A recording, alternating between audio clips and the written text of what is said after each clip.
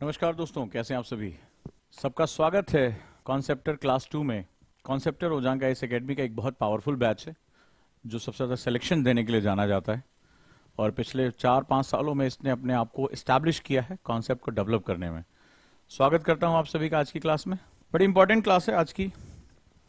आज एक्चुअली कई बच्चों को काउंसलिंग करने का मौका मिला, तो बड़ी भ्रांतियां हैं। आज मैं लगभग काफ़ी बच्चों से मैं बातचीत की मैंने ऑनलाइन कॉन्फ्रेंसिंग में। तो जो गुरुकुल के लिए भी आ रहे थे आज, जैसा कि मैंने कहा था गुरुकुल की जो है वो काउंसलिंग चल रही है, तो उसमें कई बच्चे ऐसे मिले जो बड़ा ही परेशान, मतलब एक अलग ही एटीट्यूड उनका रहा लाइफ को लेके, सेल्फ डाउट, पर्सनालिटी प्रॉब्लम। और ज़्यादातर लोगों का ये कहना था कि सर क्या मेरा सिलेक्शन हो जाएगा, क्या सर मेरा सिलेक्शन पॉसिबल है। ये आज मुझसे 7 से 8 स्टूडेंट ने मुझसे, जब वो जूम पे मीटिंग हो रही थी, तो उन्होंने मुझसे ये बात कही कि सर क्या मेरा यूपीएससी निकल जाएगा। सर डर लग रहा था कि नहीं निकलेगा तो क्या होगा। ये आज मैंने जो बातें की, जो मैंने उनसे बात किया, तो क्या आपका भी ये डर है। तो आपकी क्लास आज के लिए बहुत इंपॉर्टेंट हो जाएगी, क्योंकि 2 साल हमें पढ़ाई करना है, 2 लेवल में पढ़ाई करना है, प्री का मेन सब कुछ अपने साथ कवर करके चलना है। बहुत अप्स एंड डाउन्स होंगे। क्या आपके साथ भी ऐसा हुआ है कि आप ये दिमाग में डाउट, क्या यूपीएससी मेरा सिलेक्शन हो जाएगा, या पहले कोई छोटी मोटी नौकरी पकड़ लें, नहीं हुआ तो क्या होगा। राइट, ये कितने लोगों के साथ दिक्कत हो रही है, ये सवाल कितने लोगों को आ रहा है दिमाग में। कि आज मैंने बहुत बच्चों को प्रॉब्लम देखी, उनको खुद को लेकर डाउट है, पर्सनैलिटी ट्रेट्स उनके डिस्टर्ब हो रहे हैं कि मेरा सिलेक्शन होगा कि नहीं होगा, सर नहीं हुआ तो लोग क्या कहेंगे। सेल्फ डाउट जिसे हम लोग बोलते हैं, वो बहुत ज्यादा था। क्या आपको भी है ये पढ़ाई के दौरान, जो सीरियसली तैयारी शुरू कर चुके हैं या कर रहे हैं, आप में से किसको किसको ये प्रॉब्लम है कि ये प्रश्न हर दूसरे तीसरे दिन आपके सामने आ जाता है। अगर आ जाता है तो आज की क्लास बड़ी इंपॉर्टेंट आपके लिए होने वाली है। एक्चुअली क्या है कि आज की कहानी में 2 कैरेक्टर हैं। ये बेसिकली चंटू की मम्मी है और ये बंटू की मम्मी है। ठीक है, ये कैरेक्टर आपको आसपास मिल जाएंगे, ये चंटू की मम्मी और ये बंटू की मम्मी। तो दोनों आपस में बात कर, ध्यान से सुनना, ये कहानी आपकी भी हो सकती है। तो चंटू की मम्मी और बंटू की मम्मी मिली और आपस में उन्होंने बातचीत करना शुरू कर दिया। चंटू जो है वो बड़ा तेजूलाल टाइप का बच्चा है, क्लास में एकदम मोटा चश्मा लगाए, और जो है वो बढ़िया पढ़ाई खूब जबरदस्त तरीके से पढ़ता। तो चंटू की मम्मी बोली, हमारा लड़का तो हर बार जो है गोल्ड मेडल लेकर आवत है। ठीक है, गोल्ड मेडल मिला उसको। चंटू की मम्मी जो बोली उसको चंटू के बारे में कि भैया क्लास का टॉपर है, एकदम मोटा चश्मा भले चाहे लग गया, लेकिन हर समय किताब में घुसा रहता है, किताबी कीड़ा है। हमारा लड़का तो पक्का जो है आईएएस निकाल के रहेगा, पक्का आईएएस निकाल के रहेगा। ये चंटू की मम्मी बंटू की मम्मी से बोली। अब बंटू हमारा जो है, तो बंटू हमारा ठीक ठाक है, मतलब ऐसा नहीं कि मार एकदम मोटा चश्मा लगाए, जो है वो अपना जो है काम भी करता है, सामाजिक रूप से एक्टिव भी रहता है। हमारा बंटू जो है वो अलग मूड में चलता है। ठीक है, बहुत ज्यादा कमजोर है ना बहुत तेज है, ठीक ठाक है, लेकिन उसका जो लर्निंग कैपेसिटी है वो अपनी सोसाइटी से सीखता है, आंखें खोल के पढ़ता है। चंटुआ मतलब किताब के बाहर देखता ही नहीं है, उसको संसार ही नहीं है उसका, एकदम सब मिथ्या सा लगता है।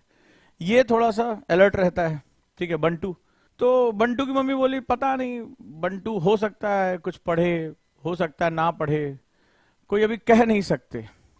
लेकिन चंटू की मम्मी कहती है ना, हमारा लड़का तो आईएएस बनेगा, सारे लक्षण उसमें है। तो इस तरह के कैरेक्टर हमारी सोसाइटी में बड़े प्यार से पाए जाते हैं, आप भी बहुत अच्छी तरह जानते हैं। ठीक है, हो सकता है आपके आसपास भी हो चंटू और बंटू, 2 कैरेक्टर हमारे। तब क्या लगता है, चंटू आईएएस बन जाएगा?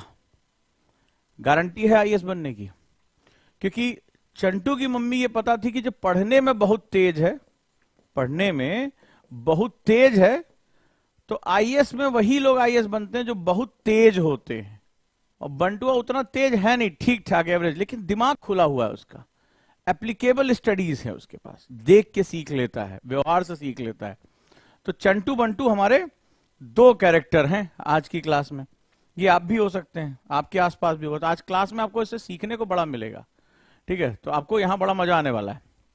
हाँ, अब देखते हैं बंटू की तरह कि चंटू की तरह। तो क्वेश्चन है, क्या चंटू आईएएस बनेगा? क्या बंटू आईएएस बनने का सपना देख सकता है?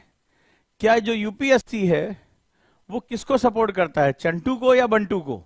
ये बड़ा इंपॉर्टेंट सेगमेंट है, ठीक है, बड़ा इंपॉर्टेंट सेगमेंट है। चलिए आज देखते हैं कि यूपीएससी किसको सपोर्ट करता है, चंटू को सपोर्ट करेगा या बंटू को सपोर्ट करेगा? हमारे दोनों कैरेक्टर हैं।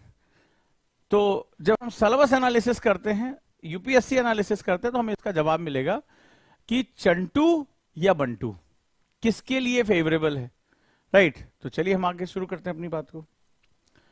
आगे बढ़ने से पहले कहते हैं कि यही जज्बा रहा तो मुश्किलों का हल भी निकलेगा। बड़ा इंपॉर्टेंट है, जज्बा बड़ा इंपॉर्टेंट है। यही जज्बा रहा तो मुश्किलों का हल भी निकलेगा, जमीन बंजर हुई तो क्या वहीं से जल भी निकलेगा। होगी जमीन बंजर, दुनिया कहती असंभव है, हम तो वहीं से पानी निकालेंगे मेरे भाई। न हो मायूस न घबरा अंधेरों से मेरे साथी, न हो मायूस न घबरा अंधेरों से मेरे साथी, इन्हीं रातों के दामन से सुनहरा कल भी निकलेगा। तो उम्मीद रखो कि मुश्किलें कितनी भी बढ़ जाएं, जीत हमारी होनी चाहिए। बड़ी खूबसूरत लाइन है। और सहरा यानी रेगिस्तान में भी तुम्हें पानी पैदा करने की ताकत होनी चाहिए, असंभव को संभव कर दिखाने की ताकत होनी चाहिए। यही जज्बा 2 साल तक तुम्हारे साथ होना चाहिए। देखिए आप लबासना कैसे नहीं पहुंचोगे।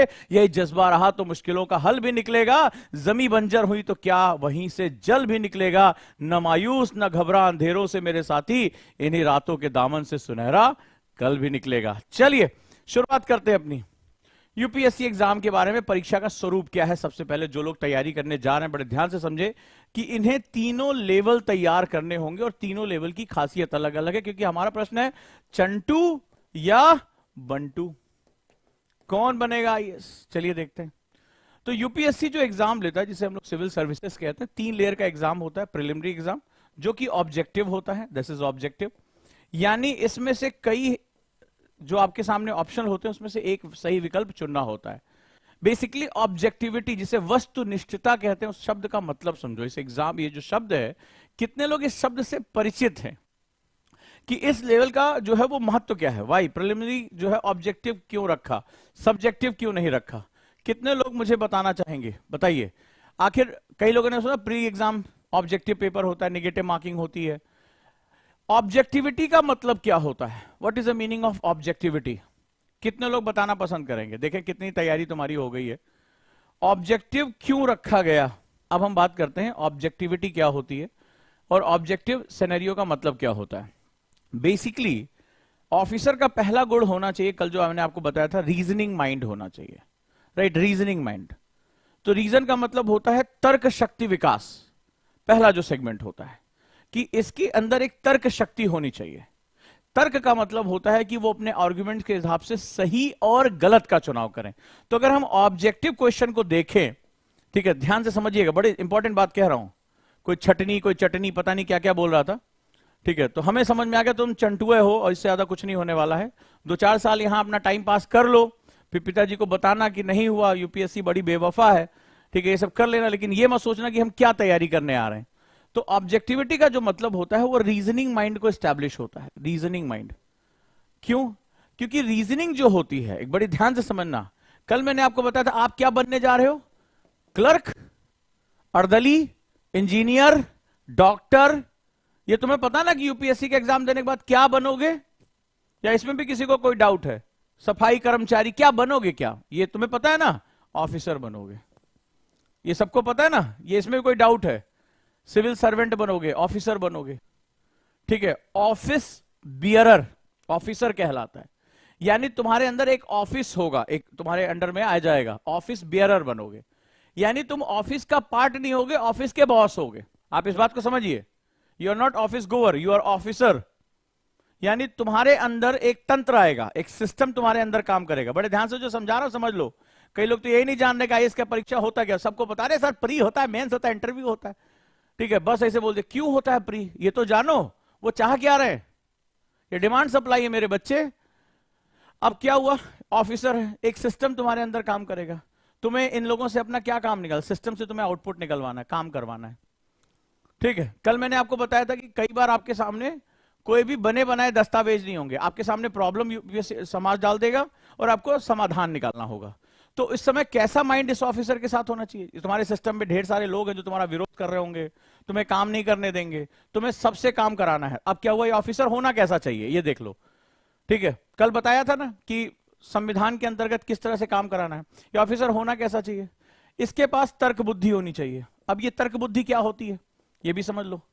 तर्क बुद्धि का मतलब होता है, रीजनिंग माइंड जो होता है वो ये होता है कि सिचुएशन के अंतर्गत वो अपने पास जो एक्वायर नॉलेज है, जो उसके पास ज्ञान है, जो उसके पास इंफॉर्मेशन है, उस नॉलेज का इस्तेमाल करके सही और गलत के बीच का अंतर कर सके। सही और गलत के बीच का अंतर का, यही ऑब्जेक्टिविटी होती है। वेर ऑब्जेक्टिविटी, ऑब्जेक्टिविटी का मतलब होता है कि मैं छांट सकूं इस चीज को, मैं पृथक कर सकूं, मैं चिन्हित कर सकूं, मैं ऑब्जेक्टिफाइंग कर सकूं। यू ये गलत है, ये सही है, दिस इज ऑब्जेक्टिविटी।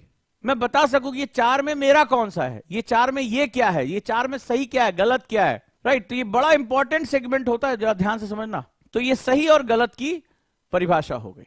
तो ये नॉलेज के आपके पास जो है उससे सही और गलत की ऑब्जेक्टिविटी लेकर आना।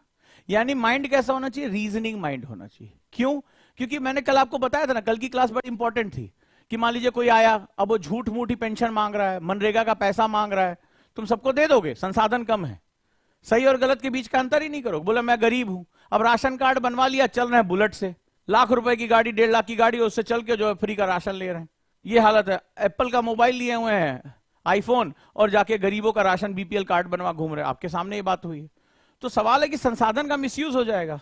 तो सही क्या है, गलत क्या है, वो पैरामीटर कैसे चेक करोगे? तो वो पैरामीटर देखते हैं। जैसे मान लीजिए आप एक ऑफिसर हैं, अब आपके एक गांव में आपके अंडर में पड़ा, जरा ध्यान से सुनिएगा और जरा इसको समझिएगा।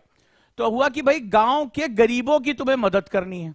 अब या तो तुम घर घर जाओ और क्या करो, बोले अरे कौन गरीब है, तो हम भैया गरीब है। बोले क्या फायदा मिलेगा गरीब कहलाने से? बोला ये फ्री मिल जाएगा, ये फ्री मिल जाएगा, आवास योजना का पैसा मिल जाएगा, सिलेंडर मिल जाएगा, फल। बोले यार हम गरीब है, गरीब है, भारत में हर आदमी गरीब है। आजकल तो फैशन बन गया, अरे भैया गरीब आदमी, अरे भैया हम गरीब आदमी, तो ये फैशन हो गया क्योंकि उससे आपको लाभ मिल जाएगा। अब आपके पास रिसोर्स कम है, आपने जो भी लोक कल्याणकारी बात की थी वो जीवन स्तर में सुधार की बात की थी, जो मिनिमम आपको जो है जरूरत है, कल बताया था आपको, बड़े ध्यान से समझना इसको। तो अब आप गए, अब क्या हुआ, सरकार ने कहा कि ये जो योजना है, मान लो गरीब कल्याण योजना, मान लो कोई एक मैंने बना दी, इस योजना का लाभ किसको आपके हिसाब से मिलना चाहिए? आप लोग मुझे कमेंट करके बताओ। एक ऑफिसर, आप अच्छे ऑफिसर हो, ईमानदार ऑफिसर हो, आप चाहते हो इस योजना का लाभ मिले, किसको मिले? जिसके पास 4 ट्रैक्टर हो, ट्राली हो, बढ़िया कई फुट मकान हो बहुत बड़ा, उसको ये लाभ मिले, या जो वंचित है उसको लाभ मिले? आप बताओ। जो एक्सक्लूड है उसको लाभ मिले, जो स्कूल नहीं गया स्कूल जा सके, जिसके पास खाने के पैसे नहीं है, सर पे छत नहीं, उसको छत मिल सके, जिस महिला को जो है वो लकड़ियां बीनने जाना, उसको जो है सिलेंडर मिल सके, साफ स्वच्छ ईंधन मिल सके, किसको मिलना चाहिए? ठीक है, योजना का लाभ किसको मिलना चाहिए? सरकार कहती है कि हम कल, मैंने क्या एस्टैब्लिश किया था, वेलफेयर स्टेट बनेंगे, लोक कल्याणकारी राज्य बनेंगे। आपको क्या हुआ, यूपीएससी ने चुन के भेजा कि आप ये ऑफिसर हैं जो सरकार के इस मकसद को पूरा करना चाहते हैं। सरकार ने बजट बनाया, ऑफिसर आपको बोला कि सबको चलो लाभ दो, संसाधन कम है यानी जिसकी जरूरत ज्यादा उसके हिसाब से लाभ दो। लाभ किसको मिलना चाहिए? वंचित को मिलना चाहिए। सबको दे दोगे, बांट दोगे, लेकिन इस लाभ के लिए कौन आ जाएगा? हर कोई आएगा, हर कोई। अरे हम कह रहे हैं थोड़ा सा भी कुछ फ्री मिले, देखो हमारा देश लाइन में खड़ा हो जाता है। तुम देखना कहीं पूड़ी बट रही होती तो भी लोग लाइन में खड़े हो जाते हैं, हलवा बट रहा लाइन में खड़े, भले चाहे कुछ छोड़ो यार, कम से कम पूड़ी हलवा तो खा लेंगे। सरकार ने कोई मैकेनिज्म नहीं बताया, बोला लाभ मिलना चाहिए, जो वंचित है उसको मिलना चाहिए। अब आप क्या करने, अब आप हर किसी को तो ये लाभ दे नहीं सकते।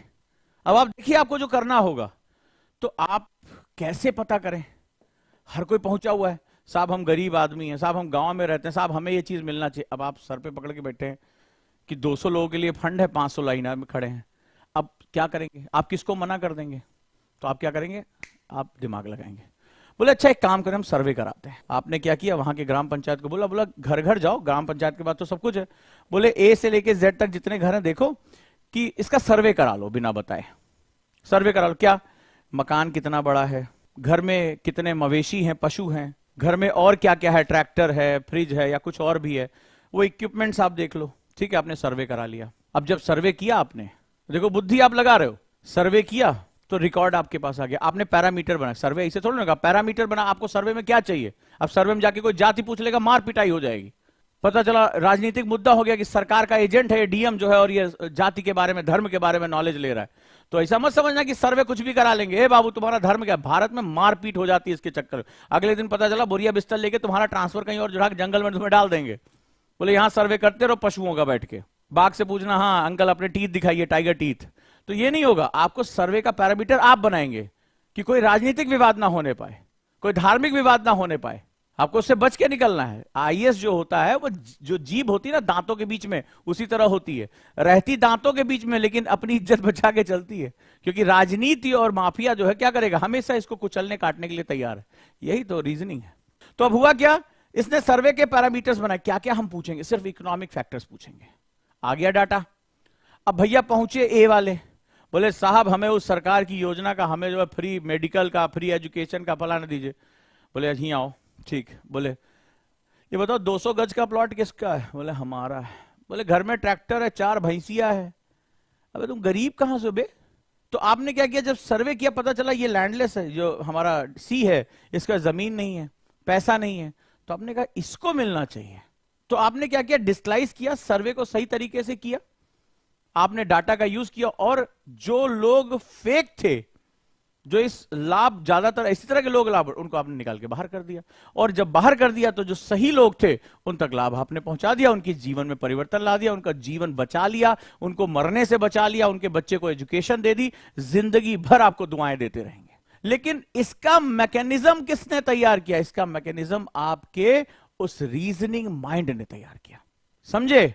तो रीजनिंग माइंड में सही क्या है, गलत क्या है, ये बहुत। बिहार में एक सर्वे हो रहा है, पूरे देश में बवाल मच गया, जाति गणना पे, जातियों पे सर्वे हो रहा है, राइट? तो अब क्या हुआ, आपको यहां पर अपना रीजनिंग माइंड इस्तेमाल करना है। इसीलिए जो प्रीलिम्स का एग्जाम होता है that is some kind of reasoning, कि उसमें से 4 विकल्पों में से 3 विकल्प सही नहीं है, 3 ऑप्शंस आर नॉट करेक्ट, तो एक बच गया, आपको वो छांट, और नियर अबाउट होता है। तो यानी जो चीज आप पढ़ रहे हो उसके कॉन्सेप्ट्स आपके क्लियर हैं, और आपका दिमाग उन इंफॉर्मेशन को चर्न कर सकता है, उसको मथ सकता है, और सही या मोस्ट सही आंसर की तरफ जा सकता है। और ऐसा निर्णय लेते समय आपको डर भी लगता है, पता नहीं मेरा आंसर सही है कि नहीं, लेकिन आप हिम्मत दिखाते हैं, करेज होती है। रीजनिंग के व्यक्ति के पास करेज होती है। अब समझे कि प्रीलिम्स के एग्जाम को ऑब्जेक्टिव क्यों रखा गया है। तो इससे उनको क्या फायदा मिल जाता है, जो नॉन रीजनिंग माइंड है वो पहले चरण में आउट हो जाता है। ठीक है, आउट हो जाता है, मतलब जो सही गलत विकल्पों के साथ खेल नहीं सकता। अच्छा ये भी है, इस बात को ध्यान रखना कि इसमें डायरेक्टली क्वेश्चन भी नहीं आते हैं कि आपको दे दिया 4 स्टेटमेंट, बताइए इस हिमालय पर्वत की ऊंचाई कितनी है, नहीं, वो एक क्वेश्चन के साथ 4 पहले स्टेटमेंट देते हैं, 4 स्टेटमेंट के फिर 4 विकल्प देते हैं। आप देखिए यूपीएससी का पेपर, यानी आप किसी एक बात का उत्तर देने के लिए आपको इन चारों स्टेटमेंट्स का कॉम्बिनेशन निकालना पड़ता है, फैक्ट्स नहीं, कॉम्बिनेशन निकालना पड़ता है, रीजनिंग इसको कहते हैं। वो चारों फैक्ट अलग अलग बातें कह रहे होंगे, चारों स्टेटमेंट अलग अलग बातें करते हैं, अगर आप लोगों ने प्रीलिम्स का पेपर देखा होगा तो ये हो गया। अब आपने ऑब्जेक्टिव निकाल लिया, अब आप पहुंचे। अब सवाल है आपका व्यक्तित्व कैसा है, आप किस प्रकार से किसी बात को कहते हैं। तो उसके लिए अगला पेपर होता है मेंस का एग्जाम, मुख्य परीक्षा, जहां आपको लिख कर अपनी बात कहनी होती है। और जब हम लिखते हैं तो हमें एक चीज की सबसे बड़ी जरूरत है, राइटिंग के लिए तुम्हें सबसे पता सबसे बड़ी क्वालिटी तुम्हारे अंदर क्या होनी चाहिए। राइटिंग के लिए मेंस एग्जाम, रिटन एग्जाम है, ये तो तुमने बचपन से पढ़ रखा होगा। आज तो तुम्हें ऐसी ऐसी चीजें बताऊंगा कि हमें पता ही नहीं था यूपीएससी, आप बोल दोगे सर नहीं पता था यूपीएससी के बारे में, ये प्री मेंस इंटरव्यू ऐसा भगा के बोलते रहते चारों तरफ। हमें पहली बार पता चला कि प्रीलिम्स इसलिए होता है, ठीक है। और यही कारण है कि जब 3-4 साल गुजर जाते तुम कहते हो यार हमारा सिलेक्शन नहीं होगा ही नहीं, तुमने स्टार्टिंग ही गलत कर दी है। अब बताओ रिटन एग्जाम के लिए सबसे बड़ा गुण क्या होना चाहिए, जानते हो? मेंस मेंस एग्जाम को अगर मैं डिफाइन करूं, what is the mains examination, mains examination, अब जो बात कहने जा रहा हूं लिख लोगे तो जिंदगी बन जाएगी, भूल जाओगे तो फिर बकैती 4-5 साल बाद फिर मिलेंगे, पूछे क्या कर रहे हो, बोले सर वो पढ़ाई वढ़ाई छोड़ के आजकल ये काम कर रहे हैं, तो तुम्हारी मर्जी। मेंस यानी रिटन। अब तुम्हें जो चीज बताने जा रहा हूं उसके बारे में थोड़ा ध्यान रखना। रिटन यानी लिखित परीक्षा है। लिखित परीक्षा के लिए जो सबसे बड़ी रिक्वायरमेंट, सॉरी टू से, न तुम्हारी बहुत गंभीर नॉलेज, न तुम्हारी डेप्थ नॉलेज, न तुम्हारी थॉट मैपिंग, न तुम्हारे शब्दों का चयन, न तुम्हारे व्याकरण, ये सब बहुत बाद की चीजें हैं। रिटन एग्जाम क्या मांगता है? रिटन एग्जाम में जो सबसे बड़ी जरूरत होती है उसे हम लोग बोलते हैं discipline. Discipline, not keyword, not depth. Keyword लेके क्या करोगी? चाबी लेके घूमोगी? यूपीएससी ताला कहां खुलेगा, यूपीएससी चाबी हमारे पास है। उजांग सर बोले हैं कीवर्ड लेके कीवर्ड टहलती रहो। यूपीएससी एग्जाम का रिटन एग्जाम जो होता है, मेंस एग्जाम है, वो अनुशासन है। क्यों अनुशासन है, इस पर बात कर लेते हैं। समय, शब्द यानी वर्ड्स, सब कुछ सीमित होता है। 150 वर्ड में आंसर लिखना है। क्यों कहा गया 150 वर्ड में? अनुशासन है। 7 मिनट में एक आंसर करना है। क्यों कहा गया? अनुशासन है। जब तुम्हारी सीमाएं बांध दी जाती हैं, लिमिट्स तय कर दी जाती हैं, तो उस चीज को डिसिप्लिन कहते हैं। अभी तुम्हें यही नहीं समझ में आया? कीवर्ड लेकर क्या करोगे? घूमोगे, हमारा चाबी है, ताला कहां है पीएससी का? शब्दों की गहराई लेके, पत्थर लेके बैठ जाओगे क्या उसमें? शब्दों का बड़े बड़े भारी भारी सरगम। मैं करता हूं विश्लेषण आज मुख्य परीक्षा का, हे एग्जामिनर, हे तात, दे दो मुझे अच्छे नंबर। तो वो तुम्हें द्रवित होकर नंबर दे देगा। तुम बड़े बड़े व्याकरण का इस्तेमाल कर रहे हो। लौह पथगामिनी से आया हूं, रेल लिखने की जगह, तो वो क्या होगा? अरे बाप रे, लौह पथगामिनी यूज कर रहा है। वो अपने दांत किटकिटाएगा क्या तुम्हारे लिए? मारेगा थप्पड़, बोले 2-3 साल बाद आना आराम से। मेंस की परीक्षा अनुशासन का नाम है। और सोचना इस बारे में जो आज मैं बात कर रहा हूं, अनुशासन डिसिप्लिन का नाम है। Discipline in your thought. तुम अभी किसी भी जो है बकैत से पकड़ लो, मुखर्जी नगर में जो बत्रा पे बैठते हैं चाय के गिलास लेके, भारत के विदेश नीति ना एस जयशंकर हो नहीं रहा है, ऐसे थोड़ा किया जाता है। देखो अमेरिका के पास चला गया है, रसिया के पास चला, उनसे पूछो, घंटों तुमसे रशिया और यूक्रेन पता नहीं क्या करते रहेंगे, जाके बात करो उनसे। अबे ऐसे थोड़े ना होता है। अबे इकॉनमी मोदी जी का बस का नहीं है। अबे इकॉनमी में रिजर्व बैंक ऐसा करे, वो वैसा करे। निर्मला सीतारमण चाहिए जीएसटी खत्म कर दे एकदम दबदबा के, गरीब आदमी भला करे, तब निवेश आएगा। ऐसे बैठ के 2-2 घंटा जब तक वो चाय एक चाय दो, मिश्रा चाय दो तनी एक और यार, कोई जूनियर मिल गया, अभी पैसा ये दे देंगे भाई, अभी नए आए हैं, इनको ज्ञान बहुत जरूरत है। वो 2-2 ढाई-ढाई घंटा बैठ के बतियाते रहते विदेश नीति पर, अर्थव्यवस्था पे। ज्ञान की कोई कमी थोड़ा ना पड़ी है, 4-5 साल से साधनाएं कर रहे हैं। भारत की पूरी कैबिनेट उनको फोन करती है रात में कि आप बताइए क्या किया जाए। बुरा मत मानेगा लेकिन यही सच्चाई है। तो क्या करोगे उस विस्तार का लेके? सवाल यह है कि उस समय सीमा और उस शब्द सीमा के अंदर तुम अपने थॉट्स को डिलीवर कर सकते हो कि नहीं कर सकते हो। और जब किसी चीज को सीमाओं में बांध दिया जाता है, यानी अब मैं जो बात कहने जा रहा हूं, जब किसी बिहेवियर को किसी रूल में बांध दिया जाता है, उसको अनुशासन कहते हैं। 2 शब्द हैं, अनु और शासन। शासन मतलब रूलिंग होती है, यानी नियमबद्ध, नियमबद्ध उसके अनुसार होने वाला आचरण अनुशासन कहलाता है, डिसिप्लिन कहलाता है। एग्री करते हो इस बात को? जैसे हमारे जीवन में कहा जाता है इतने बजे सो के उठना, इतने बजे खाना खाना, इतने बजे पढ़ना, इतने बजे ये काम करना, अनुशासन हो गया। बुरा लगता है लेकिन अगर करते हो तो आउटपुट अच्छा आता है। जैसे हम गुरुकुल में करवा रहे हैं तो अनुशासन हो गया। तो मेंस क्या है? अनुशासन है। पहला प्रीलिम्स समझ में आया? प्रीलिम्स क्या है? प्रीलिम्स रीजनिंग है। क्यों? क्योंकि अगर तुम्हारा माइंड रीजनिंग वाला नहीं होगा, तुम अपने सर्कमस्टेंसेस से सीखकर, कई फैक्ट्स को जोड़कर एक आउटपुट नहीं निकाल पाओगे। तुम कभी भी सरकार की जो पॉलिसीज हैं, सरकार के जो चैलेंजेस, उनको कभी मिटिगेट, उसको कम नहीं कर पाओगे। लेकिन क्या रीजनिंग माइंड से तुम्हारा काम हो जाएगा? नहीं होगा। क्यों? क्योंकि तुम्हें जीवन में अनुशासन चाहिए होता है। जब लबासना जाते हो ट्रेनिंग के लिए, तो उसमें क्या होता है, बड़े गोलू गोलू बच्चे से गए हैं, बहुत गोलू गोलू, एकदम गर्ल चौपी चौपी से, एकदम तो पेट वेट निकाले हुए, जिंदगी में कभी एक्सरसाइज नहीं की, कभी डांस नहीं किया, तो सब गोलू पोलू से पहुंच गया, कोई दुबला पतला पहुंच गया। तो उसमें क्या होता है, जैसे लबासना तुम जाते हो ना, सबसे पहले करिकुलम आ जाता है। सुबह 6 बजे उठना। वो जो रात में रोज 3 बजे सोता था, उसको बोला 6 बजे पहुंचना है। बोला मैं नाइट बर्ड हूं। बोले तुम्हारी चिड़िया उड़ा दे, तोते उड़ जाते हैं लबासना में आके। 6 बजे सुबह पीटी ग्राउंड में, और ये बाकायदा पीटी की ड्रेस पहन कर आनी। ये भी नहीं कि कुछ भी ऐसे खजुआते हुए लोअर पहने, बनियान पहने, सर पहली बार उठे पीटी करने, नहीं नहीं नहीं, नहीं, बाकायदा पीटी की यूनिफॉर्म। और वहां पर पीटी ट्रेनर अटेंडेंस ले रहा है। लेट हुए, सजा, 2 चक्कर मार के आओ, तो आई सारी नींद उड़ा देंगे हम, सारी नींद उड़ा देंगे। फिर उसके बाद सोचे पीटी, अब पीटी वीटी कर लिए बदल, तब तक पता चला अगला शेड्यूल आ गया। कौन सा? चलिए क्लास का टाइम, यूनिफॉर्म फिर चेंज, तैयार होके बाकायदा शेव करके, बिल्कुल जो है फॉर्मल्स में, इस असाइनमेंट के साथ यहां इस लेक्चर हॉल में पहुंच रहा है। पहुंच गए, लेट हुए तो वहां ऐसी तैसी, फिर उनका टी ब्रेक का टाइम फिक्स है कि इतने बजे टी ब्रेक मिलेगा, इतनी देर का होगा, फिर लेक्चर हॉल में। वहां से निकले, अब बोले यार बहुत भूख लगी है, हमें मन भर चला खाना खाए पेट भर के यार, ना ना ना ना ना, हॉस्टल जाइए, वहां पर फिर यूनिफॉर्म चेंज करिए और खाना खाने की यूनिफॉर्म पहनिए, अगर उसके बिना चलेगा तो आपको वहीं से वापस कर देंगे, चलो जाओ। फिर वहां से खाना खा के बोले आ यार आप ऐसी हो, हाँ मम्मी, हाँ ठीक, हाँ बतियाने में लगा, चाची आई थी, अच्छा आम का अचार लेकर आई थी, अरे 20 मिनट निकल गया, 4 आंसर लिखना था, कल से पक्का लिखेंगे।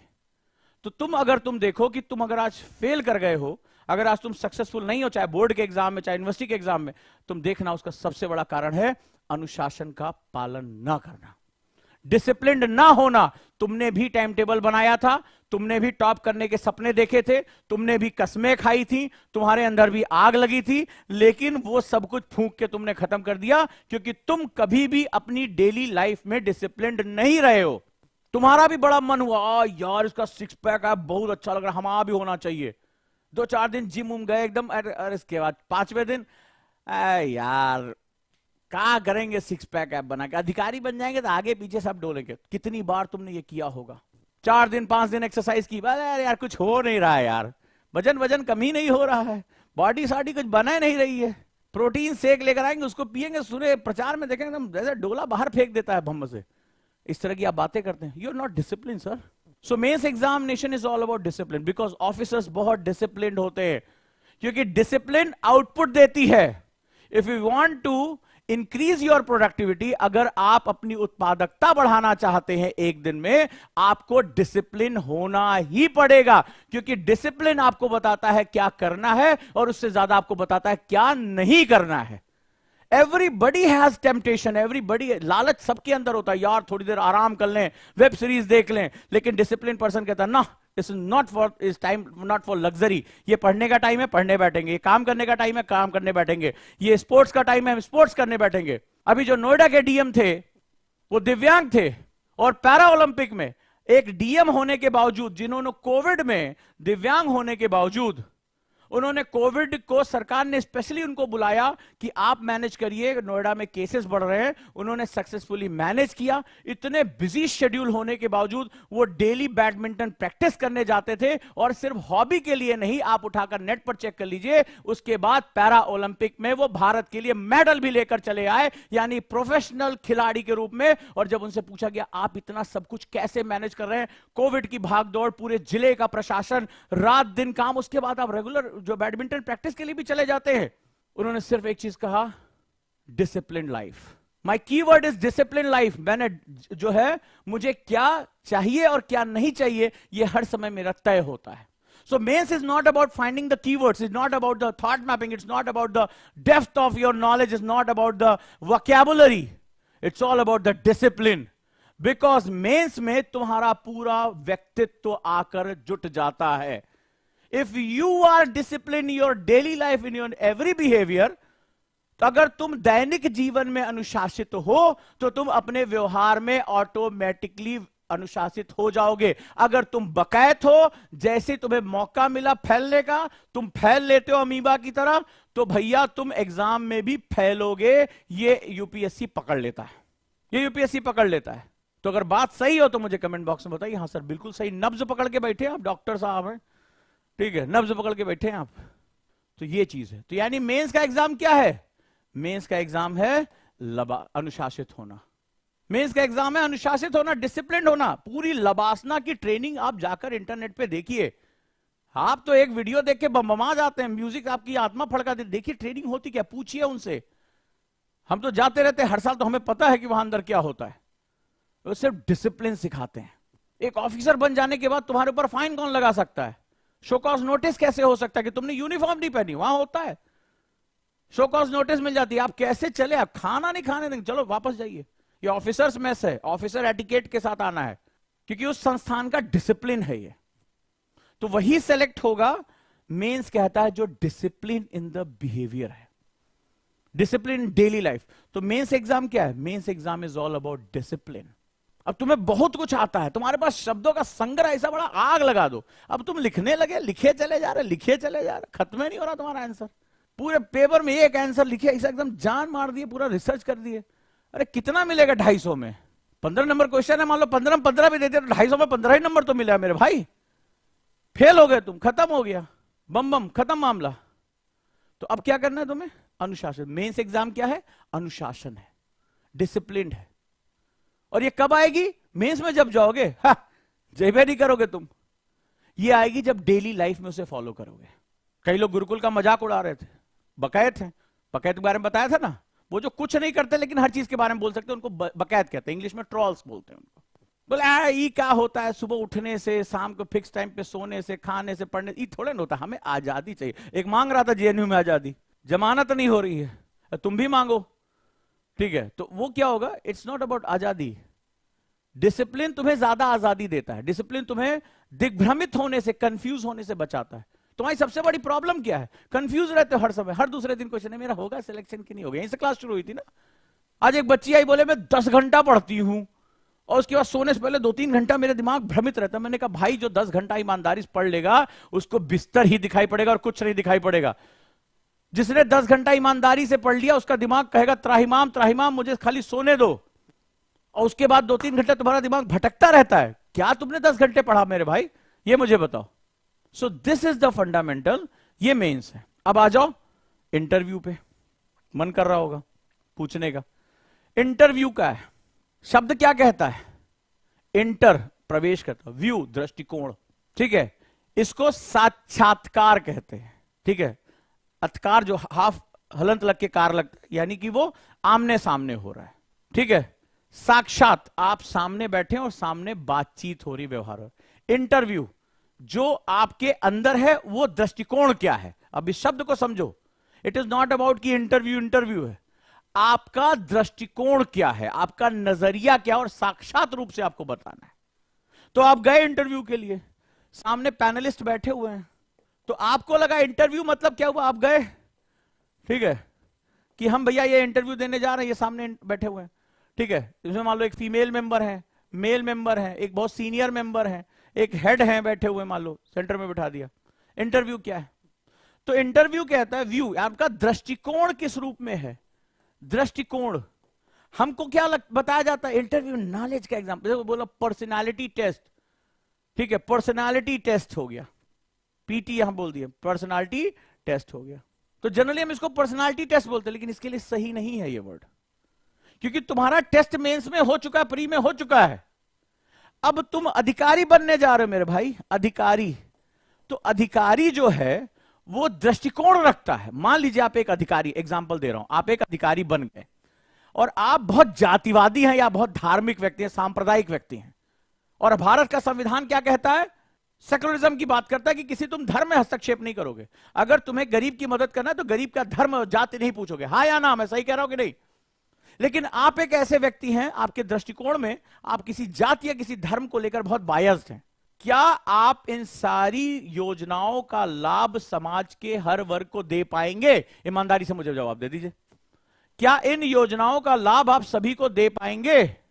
बड़े मजे मजे में कभी इंटरव्यू बोर्ड के सामने जाना, वो बिल्कुल ना तो आंखों में आंखें डाल के बात करने के लिए बोल रहे हैं, हाँ बताओ क्या करना है, कबड्डी कबड्डी थोड़ी खेलने जा रहे हैं वहां पे।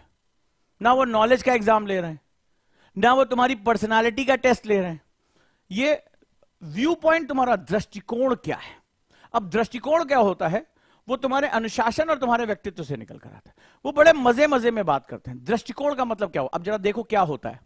मान लीजिए एक ही समय पे एक फीमेल मेंबर और एक मेल मेंबर ने क्वेश्चन पूछ लिया। अब जरा ध्यान से समझना जो बात कहने जा रहा हूं। एक फीमेल मेंबर और एक मेल मेंबर ने क्वेश्चन पूछ लिया।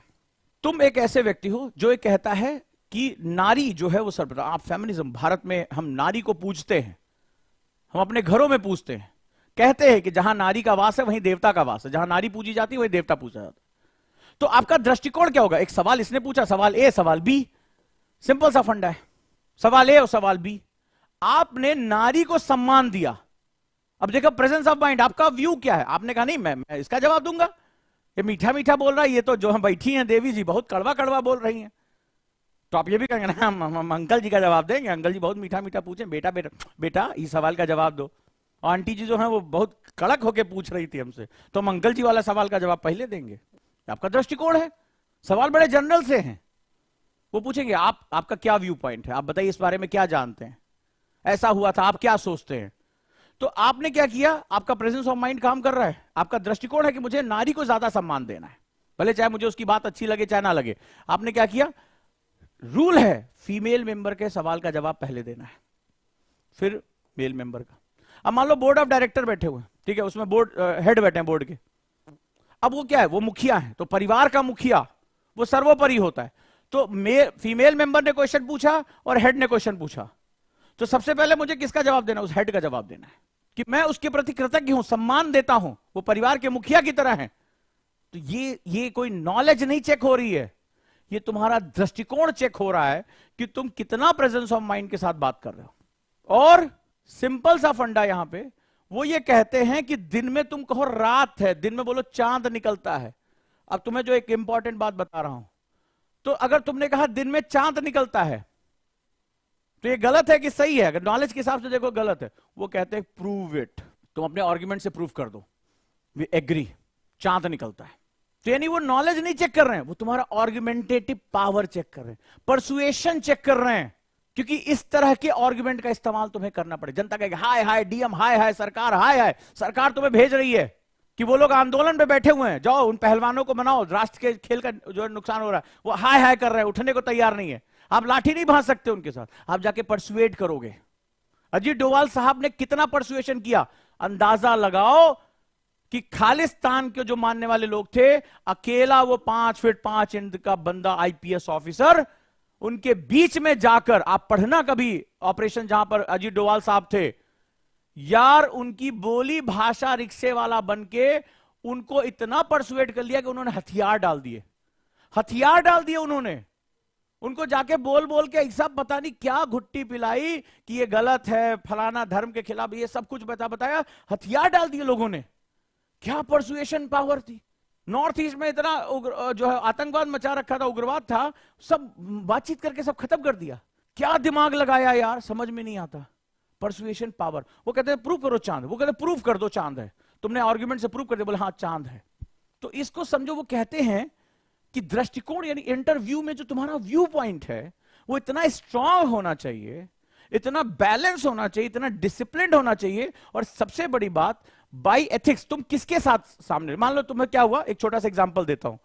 तुम्हारे घर में तुम्हारे बड़े भाई साहब आए, मम्मी ने क्या हुआ, लड्डू कुछ रखे हुए थे घर में, छोटे बचपन की बात है, जरा समझना इस बात को, ठीक है। कई बार तुम्हारे साथ हुआ, अगर हुआ होगा तो मुझे कमेंट बॉक्स में बताना। तो क्या हुआ कि बोले, अरे मम्मी ने बोला ये बताओ ये डब्बा किसने चुराया, ठीक है, जो लड्डू किसने चुराया। तुम्हारे बड़े भाई साहब थे या बड़ी दीदी थी, वो आके तुम्हें बोली, आए छोटका जो है तुम्हारा नाम ले लिया कि यही जो है लड्डू खाता रहता है तुम्हें, और तुमने नहीं लिया, खाए ये थे, खाए ये थे, इन्होंने तुम्हारा नाम ले लिया। कई बार हुआ होगा, मुझे बताना अगर ऐसा हुआ है। लेकिन तुम अब इंटरव्यू को समझो कि क्या है, अगर तुमने नहीं चुराया है और तुम अपनी वैल्यूज के साथ खड़े हो, मम्मी ने तुम्हें एक आध थप्पड़ भी रसीद कर दिया, लड्डू मेहमान के लिए रखा था, खा गया ये दुष्ट कहीं का, तुम्हें एक थप्पड़ भी पड़ गया, लेकिन तुम क्या बोलते रहे, तुम बोलते रहे नहीं मैंने नहीं खाया, नहीं खाया। बदतमीज कहीं का जवान लड़ा रहा है, छोटा सा है, अभी से चोरी कर रहा है, फिर एक थप्पड़ मार दिया, फिर तुमने कहा मार दिया कोई बात नहीं, लेकिन मैंने नहीं खाया, बड़े भैया ने कहा, बड़ी दीदी ने खाया, मैंने लड्डू नहीं खाया। हुआ है ऐसा? ये गुण तुम्हारे अंदर बचपन से है। मेरी बात को पहचानो, मैं क्या तुमसे कहने की कोशिश कर रहा हूं। ये गुण तुम्हारे अंदर पहले से है। हमने थप्पड़ खा लिया, मम्मी ने फिर पीटा, बोले मैंने नहीं खाया, मार लो कोई बात नहीं, लेकिन मैंने नहीं खाया। क्यों? क्योंकि तुम्हारे पास एथिकल वैल्यूज थी, तुम सत्य के साथ थे और तुम असत्य को स्वीकार नहीं कर सकते थे। उसको स्वीकार ही, बोले असत्य है तो असत्य, मैंने नहीं खाया, भैया ने खाया, दीदी ने खाया, मुझे मार लो, लेकिन मैंने लड्डू नहीं खाए। हुआ होगा ऐसा। और तुम इतने स्ट्रांग विल के साथ हो कि मम्मी फिर गुस्से में एक थप्पड़ और मार दिया, तुम रो रहे हो लेकिन कह रहे हो मैंने नहीं खाया। ये तुम्हारी स्ट्रांग विल है। तो जब तुम किसी आर्गुमेंट में अपनी स्ट्रांग विल को शो करते हो, और कब करते हो, जब तुम उसके साथ बहुत गहरे से जुड़े हुए हो, जब तुम्हारी वैल्यूज का पार्ट है वो, जब तुम्हारी वैल्यूज का पार्ट है, तुम्हारे मूल्य तंत्र का पार्ट है, तो तुम उसके साथ बिल्कुल डिटर्मिनिस्टिक रूप से खड़े हो। वो सामने वाले कह रहे हैं 4 लोग, अरे गलत है, झूठ बोल रहे हो, बोले मैं सत्य बोल रहा हूं, और वो तुम्हारे साथ खेलते हैं कि देखिए बदलता है कि नहीं बदलता है।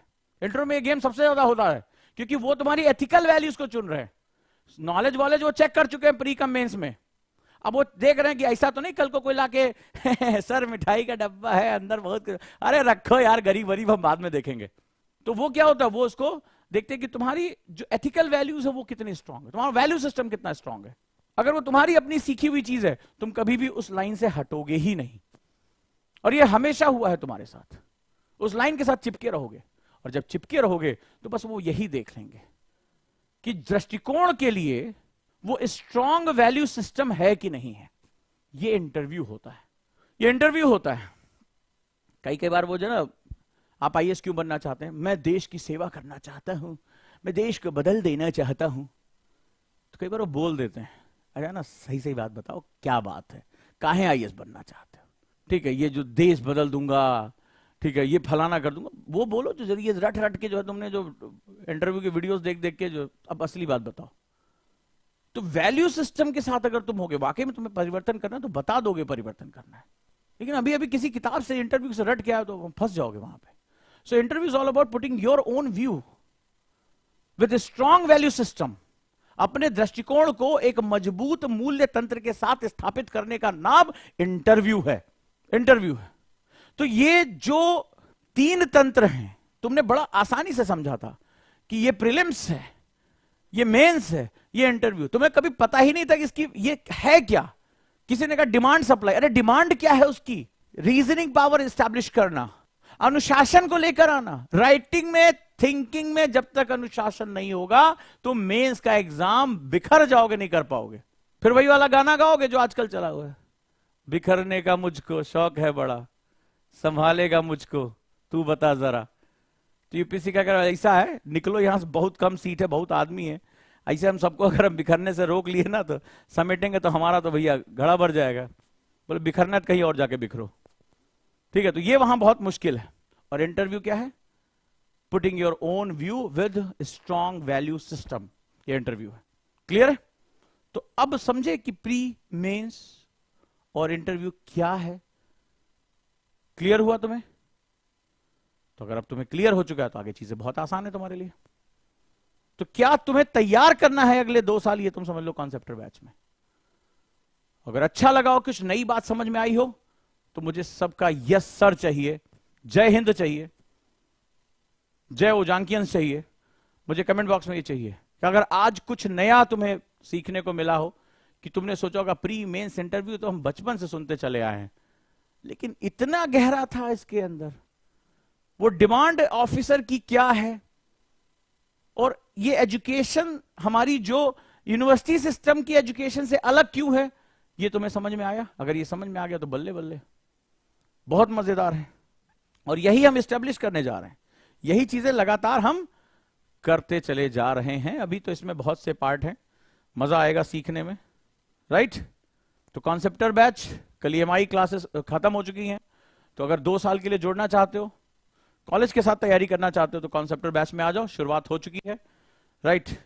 और एक जबरदस्त बैच लोगों ने कहा गुरुकुल प्रीलिम्स, तो ओनली प्रीलिम्स, यहां पर स्वागत है आप सभी का, जिसके अंतर्गत सब कुछ है।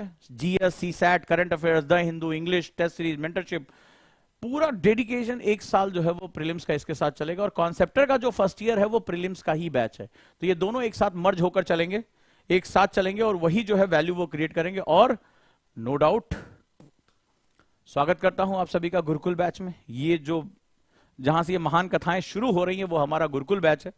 तो गुरुकुल में आप सभी का बहुत बहुत स्वागत है, जो 3 जुलाई से शुरू हो रहा है। जो लोग अभी नहीं जुड़े वो इसके साथ जुड़ जाएं, पूरी ताकत के साथ लग जाएं। वही अनुशासन, वही डिसिप्लिन, वही बदलाव अब आपका इंतजार कर रहे हैं। स्वागत है कॉन्सेप्टर 2 ईयर बैच में, जिसमें लेवल 1 कंप्लीट प्रीलिम्स है। बहुत जबरदस्त रिसर्च की है प्रीलिम्स को कंप्लीट कराने के लिए, और कंप्लीट मेंस लेवल 2 में, यानी 0 से हीरो का जो बैच है। आप सभी का बहुत बहुत स्वागत है, मजा आने वाला है। और कॉन्सेप्टर बैच की सबसे खास बात है, जैसे आज हमने कॉन्सेप्ट डेवलप किया।